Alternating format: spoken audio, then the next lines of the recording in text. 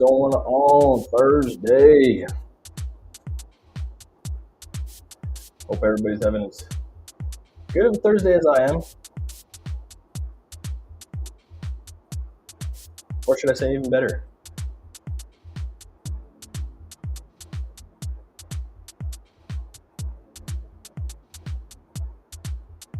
All right. Good evening and welcome to another transformative episode of Know Your Pharmacist, brought to you by PharmTrue, where innovation meets care.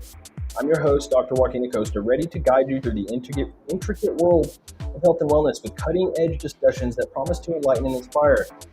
Tonight, we embark on a journey through the latest breakthroughs in medical science and the ethical boundaries of technology. We'll dive deep into the revolutionary impact of Tirzepatide on sleep apnea, a beacon of hope for millions, drastically reducing symptoms and improving lives. Our commitment at PharmTrue is to push the boundaries of what's possible in healthcare, bringing these innovations directly to you, our community. But that's not all. In today's Tech Talk, we tackle the controversial world of AI and consumer products as we analyze the fallout from a recent product review on the little AI pen. I'm sure maybe you guys have seen it. It went pretty viral. We'll discuss not just the technology itself, but the responsibility that comes with it. How do we balance innovation with things like ethics? How do we ensure that technology serves humanity and not the other way around? As we flow into our Enlightenment Hour, prepare to engage in a critical debate on fluoride in our drinking water, a discussion that stretches from the science labs to your kitchen tap, reflecting our dedication to informed, empowered choices in public health. Join us as we explore these topics with the expertise and curiosity that you've come to expect from the Know Your Pharmacist live stream. Our goal to not only share knowledge, but to inspire action, to connect groundbreaking science with everyday lives, and to do so with the integrity and passion that each of you deserves. Stay tuned as we unravel these fascinating topics, backed by our wonderful sponsors at High Horse Cannabis Company, Vado Speedway Park, and the Baked Chicken Farm. Your engagement and health are why we strive to bring the best of healthcare innovation and community dedication to the forefront. Thank you for joining us tonight. Let's learn, explore, and grow together, because here at Know Your Pharmacist, your health and well-being are always our top priority. All right, jumping right on in. Pharmacist Frontline segment brought to you by PharmTrue. Guys, very interesting article coming out about sleep apnea. Obviously, we take a look at what sleep apnea has its own correlations with, whether it's causation or correlation. This is the deal. So anyways, for those of you who have heard of Tirzepatide, the active ingredient in Eli Lilly's newest weight loss approved drug, Zepbound, right? The GLP-1 agonist duo drug, basically the weight loss approved version of Mounjaro. Anyways, new news release out of Lilly, coming and talking about Tirzepatide reduce sleep apnea severity by up to nearly 2/3 in adults with obstructive sleep apnea and obesity, right? And we know it sheds pounds like literally melting butter, as those who have tried Mounjaro have seen, especially at the higher doses, and especially if you have a lot of pounds to shed. But anyways, Tirzepatide achieved a mean apnea hypopnea index reduction of 63%, about 30 fewer events per hour, meeting all primary and key secondary endpoints in 2 phase 3 clinical trials. It meaningfully improved sleep apnea symptoms in those with moderate to severe OSA, or obstructive sleep apnea, and obesity with and without PAP therapy. And based on these results, Lilly plans to submit these data for global regulatory reviews. Anyways, so they just announced positive top-line results of the SURMOUNT OSA phase 3 clinical trial, showing there's a peptide injection 10 to 15 milligrams, significantly reducing the apnea hypopnea index AHI compared to placebo, achieving the primary endpoints. Percentage change in AHI was a key secondary endpoint in both studies. Guys, talking about sleep apnea and cutting off oxygen to the brain, it's not good. OSA literally impacts 80 million adults in the United States, with more than 20 million living with moderate to severe obstructive sleep apnea. However, 85% of the obstructive sleep apnea cases go undiagnosed and therefore untreated, according to Dr. Jeff Emick, Senior Vice President of Product Development at Lilly. So addressing the unmet need head on is critical, and while there are pharmaceutical treatments for the excess sleepiness associated with OSA, Tirzepatide has the potential to be the first pharmaceutical treatment for the underlying disease. underlying mechanism being really, obesity. But again, it was a big deal because sleep apnea has a whole lot of other compounding effects to it. And when you look at weight loss being a big precursor to, pre-diabetes, elevated A1C leading to type 2 diabetes, obesity, and all the other perhaps neurological disorders that can come from that, it's really nice to see, the brain getting that extra boost there from the added weight loss. And hopefully these kinds of things get approved, and maybe perhaps whether it's a primary or secondary endpoint, the primary endpoint idea sounds really good. And if it gets some FDA clearance and perhaps even be considered a treatment for sleep apnea, the first pharmacological one ever, say bye-bye to CPAP machines. Say hello to better health. Perhaps. We'll see. That's your Pharmacist Frontline segment brought to you by Farm True, guys. You see here my Friday webinar, definitely referring to tomorrow at noon, actually, not afternoon. I'm going to be talking about cannabis and immunity, navigating the health challenges with natural solutions. So if you want to sign up for my webinar at noon, would love to have you. Definitely going to be very insightful. But let's move on to Tech Talk. All right. Anybody else see this? From Marquess Brownlee, wearing the AI pin. Started with this video 4 days ago, posted at 6 million views on YouTube. The worst product I've ever reviewed for now. Very interesting. Well, Humane's AI pin got trashed by this YouTuber, and it sparked a firestorm over whether it's fair. They're saying it basically, this guy in and of himself tanked the entire startup with one video that went 6 million views viral. Take a look.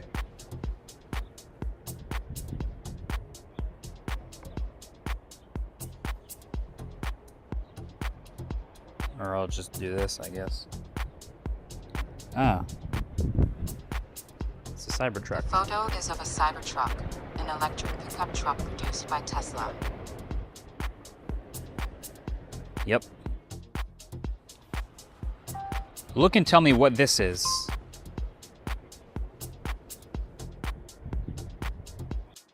So anyways, his phone literally beat out, obviously, the AI pin in and of itself.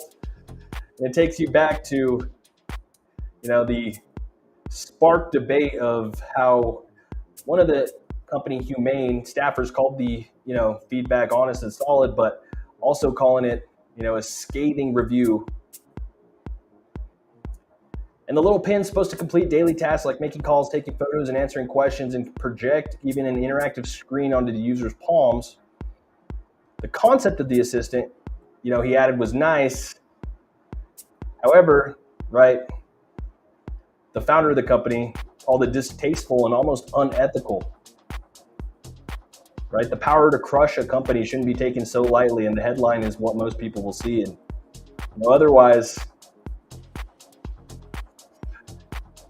who's buying the AI pin out of Humane? Might be a little premature technology that may just not be super advanced and super worth much right now, as noted by Mr. Brownlee. Bummer. All right, speaking of controversial stuff, anybody passionate against fluoride? Because we know there are some people that are. I really want to get a dentist on to talk about this. The fluoride bans and the fluoride drama in the world. Many believe fluoride may be harmful despite evidence to the contrary. This is coming out of Monroe, North Carolina. Regina Barrett, a 69-year-old retiree who lives in a small North Carolina city southeast of Charlotte, has not been happy with her tap water for a while. Our water has been cloudy and bubbly and looks milky, said Barrett, who blames fluoride, a mineral that communities across the nation for decades added to the water supply to help prevent cavities and improve dental health. I don't want fluoride in my nothing, said Barrett, echoing a growing number of people who not only doubt the mineral's effectiveness, but also believe it may be harmful for decades, despite decades of data pointing to the public health and economic benefits. In February, the Board of County Commissioners in Union County, whose seat is Monroe, voted 3-2 to stop adding fluoride to the drinking water at the Yadkin River Water Treatment Plant, the only water source wholly owned and operated by the county. But the decision came after heated discussions among residents and county officials. Now, my children had the blessing of growing up with fluoride in their water, and they had very little dental issues, said Commissioner Richard Helms ahead of the vote. Fellow commissioners saw it differently. Let's stop putting something in the water that's meant to treat us and give people the freedom to choose, said David Williams. Now, Barrett's water comes from the city of Monroe, not the Yadkin facility. So for now, she will continue to drink water enhanced with fluoride. I'm suspicious as to why they add that into our water, she told KFF Health News. It's a scenario playing out nationwide from Oregon to Pennsylvania. Hundreds of communities have, in recent years, either stopped adding fluoride to their water supplies or voted to prevent its addition. Supporters of such bans argue that people should be given freedom of choice, and the broad availability of the over-the-counter dental products containing the mineral makes it no longer necessary to add to public water supplies, they say. The CDC says that while store-bought products reduce teeth decay, the greatest protection comes when they are used in combination with the water fluoridation. Well, the outcome of an ongoing federal case in California could force the Environmental Protection Agency to create a rule regulating banning the use of fluoride in drinking water nationwide. And in the meantime, the trend is raising alarm bells for public health researchers who worry that much like vaccines, fluoride may have become a victim of its own success. So the CDC maintains that the community water fluoridation is not only safe and effective, but also yields significant cost savings in dental treatment. And public health officials say removing fluoride could be particularly harmful to low-income families for whom drinking water may be the only source of preventative dental care. If you have to go out and get care on your own, it's a whole different ballgame, said Myron Alkin Jr. He's a dentist and past president of the American Public Health Association. Millions of people have lived with fluoridated water for years, and we've had no major health problems. It's much easier to prevent a disease than treat it. According to the anti-fluoride group Fluoride Action Network, since 2010, over 240 communities around the world have removed fluoride from their drinking water or decided not to add it. One needs only to look to Union County to see how intense the discussions can be. Usually, when the commissioners meet on the first floor of the government center in downtown Monroe, there are more vacant seats than attendees, but sessions about the prohibition of fluoride in public water supplies were packed, and residents signed up to speak were divided. One person who came to the microphone on February 5th compared water fluoridation to a seatbelt.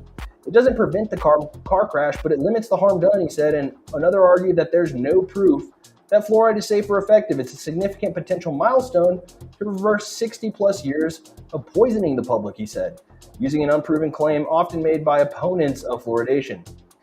Fluoride opponents claim the mineral is responsible for everything from acne to high blood pressure to thyroid dysfunction to bone cancer. The National Institutes of Health acknowledges that when ingested in extremely large amounts, fluoride from dental products or dietary supplements can cause nausea, vomiting, abdominal pain, bone pain, and even death in extremely rare cases. Infants and children who receive too much fluoride can develop discoloration or small dents in their teeth. In adults, consumption of excessive fluoride for extended periods can lead to skeletal fluorosis, a very rare condition that causes joint pain, stiffness, weak bones, muscle loss, and nerve problems. However, the recommended dosage in the drinking water has always been small. In 2015, Human Health and Services lowered the optimal fluoride concentration from 1.2 milligrams per liter to 0.7 milligrams per liter. Juneau, Alaska, voted to remove fluoride from its drinking water in 2007. A study published in the journal BMC Oral Health in 2018 compared the dental records of children and adolescents who received dental care for decaying teeth 4 years before and 5 years after the city stopped adding fluoride to the water. Cavity-related procedures and treatment costs were significantly higher in the latter group, the study found. Portland, Oregon is the largest city in the nation that has consistently refused to fluoridate its drinking water. Voters have repeatedly rejected measures to add it, first in 1956 and the latest time in 2013. Despite the strong recommendation of local doctors and dentists, voters in Wichita, Kansas have rejected adding fluoride to the water several times, most recently in 2012. The Brushy Creek Municipal Utility District in Williamson County, Texas, had been adding fluoride to its water system since 2007, but ended the practice in December. In 2016, Collier County, Florida commissioners opted not to remove fluoride from the water system, but they unanimously reversed that decision following a 2023 Health Freedom Bill of Rights county ordinance in response to COVID-19 to safeguard the healthcare rights of freedoms of Collier County residents. The State College Borough Water Authority in Pennsylvania stopped adding fluoride to the water of its 75,000 customers in March 2023, and officials used claims often cited by fluoride opponents such as potential environmental contamination, concerns about medical freedom, and possible adverse health effects like potential for the appearance of faint white lines on the teeth and lowered IQ for babies. A study published in the JAMA Pediatrics in 2019 conducted in 6 Canadian cities associated fluoride exposure during pregnancy with lower IQ scores in children, but the study was based on self-reporting and has been criticized for its perceived methodological shortcomings. In 2016, several consumer advocacy groups, including the Fluoride Action Network, Food and Water Watch, Moms Against Fluoridation, petitioned to the EPA to end water fluoridation under the Toxic Substances Control Act, alleging that significant research showed fluoride was neurotoxic at the doses now used. The same group filed a federal lawsuit against the EPA the following year after the agency denied their citizen petition. During a 10-day bench trial in San Francisco that concluded in mid-February, the two sides debated risk scenarios of uncertainty, and if Senator U.S. District Judge Edward Chen determines the water fluoridation presents an unreasonable risk to human health, the EPA will be forced to create a rule regulating or banning water fluoridation in the United States, a decision expected soon. And for the time being, decisions about whether to fluoridate community water systems are still primarily made at the local level, which Barrett hopes will change. Of all things, they want our teeth healthy when the basic needs of healthy and food, housing and food are lacking. You know, if anybody is passionate against the use of fluoride one way or another, feel free to comment. You know, if I would be really curious to talk to some dentists on that, because they're going to be the ones who go through school and have really looked at data and have really argued these arguments, you know, all the way down to the bone of a T. You know, if you look at, right, following CDC recommendations, you know, that's typically where I lean, right? So, you know, CDC currently says it's good. However, there's that other outcry. You know, if you've got any input, let me know below. All right, guys, let's move on to our Herbal Wellness Corner, brought to you by High Horse Cannabis Company. Jumping in, talking about, giving you a little preview of tomorrow, Cannabis and Immunity's webinar live with me at noon. Turn on during your lunch hour while you're eating your sandwich or your pizza or whatever it is, burrito. When you're out at the Roasted Rooster having some coffee, waffles, and all the other good stuff. Or if you're just out, you know, you can just dial in. Check it on out. Tomorrow, Cannabis and Immunity, navigating health challenges with natural solutions. Scan that little QR code up there, hit register, you can jump on in. Let your friends know. Give you a little background, right? Autoimmune diseases, guys. We're talking autoimmune. We're not going to be talking tomorrow about, you know, the flu or, you know, the common cold and viral diseases, right? We're talking about, you know, autoimmune and inflammatory, you know, based diseases, right?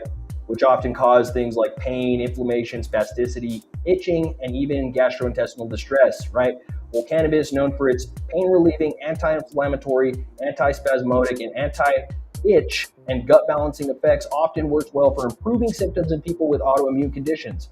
But beyond symptom relief, could cannabis impact the underlying disturbance that causes autoimmune disease? To answer that question, we're going to start tomorrow by exploring the nature of autoimmune diseases and why they occur. So jump on with me at noon. Tell all your friends. We got like 2 or 3 people already signed in. Much appreciated to you guys and the homies that are jumping on in. And, you know, we're going to keep plugging along. Definitely want to give some of these condition-specific treatment webinars and take those deeper dives with those who want to listen. But guys, this is our Herbal Wellness Corner, brought to you by High Horse Cannabis Company. Getting all stocked and locked and loaded for 420. You know, all the pre-420 deals are already outstanding, but oh my God, starting midnight on 420, it is about to get loose. So check it on out. All right, jumping in. Next segment, Community Spotlight, brought to you by the Baked Chicken Farm, who's also starting their official grand opening of their dispensary on 420. I believe at 7:10 a.m. to 10 p.m. It's going to be awesome. You can also get Baked Chicken Farm flour over at High Horse Cannabis Company if you want to try it early, but I'm telling you, you got to check out their store. You know, the store design is absolutely pretty high tech. They're going to be doing, I think, like basically, I don't know if it's all day long, but Tesla rides. There's basically a giant Tesla charging station on the outside of the store, or dispensary, shall I say, which is right off of the highway. Pretty cool for all the travelers and all those kinds of people that obviously drive Teslas. But if you wanted to get that little test drive, and get the super boost, man, those Teslas are absolutely insane. Go shop all of their great deals as well, and check out their store. I know we all love to do the touristy stuff, so I think this is the place you got to check out on 420 for sure on your way around. But anyways, the point of this segment, Community Spotlight, brought to you by the Baked Chicken Farm. Want to shout out the Run for Agriculture by Centennial, Future Farmers of America, signing up for a 1 mile fun run and a 5K run April 27th. I believe that is next Saturday at 9 a.m. behind the Las Cruces Dam off Loman, behind Target in Albertsons. Take a nice little run on the skyline. Scan the QR code. Proceeds will support the Centennial FFA chapter, aiding in the cost of travel, scholarships, and contest fees. Capiche? All right, last, our Men's Health Minute, brought to you by Vado Speedway Park. Guys, we're talking about men's health checkups and screenings, right? We all know historically men are not getting their, checkups on time. Might be checking, testing, tuning our cars maybe multiple times a day sometimes. Race car drivers. Anyways, men older than 50 should have a yearly physical exam, and men younger than 50 should have a physical exam at least every 3 to 5 years, even if you're feeling healthy, right? A regular checkup with your healthcare team is a good way to validate your health or identify problems in early stages, right? So let's talk, big one I'm gonna go for blood pressure, guys. Blood pressure reading is a good indication to many aspects of your health. It should be checked, in my opinion, annually. Some will say every 2 years. But if you're over the age of 40, you should definitely be getting that blood pressure checked annually. And high blood pressure, cardiovascular disease is the biggest killer among men nationwide in the state of New Mexico, right? Cancer, basically second. We talked a little bit about hypercholesterolemia yesterday, right? But starting even at the age of 18, men average risk for heart disease should have a cholesterol screening at least every 5 years. So I know a lot of men do not get labs done, especially, before that age of 40, 45, 50, right? When you should start be getting those prostate exams, the PSA, and it's not a turning cough. It's part of your blood test, right? And it could really give you some early indication, right? And good things to try to get on top of early and often. Colon cancer screening, I know. Should begin at the age of 45. 50 used to be the bottom line recommendation, but 45 is just even that much more supreme. Suck it up, buttercup. Get in there. Let the camera do its work. Drink the tea. And by tea, I mean the Gabalite G. Ching. All right, guys. That's it. It's a quick one today, Thursday, April 18th. Hope everybody has a great night, and we will see you tomorrow. Sign up for that webinar. Shop High Horse. Don't forget Baked Chicken Farm grand opening on Saturday.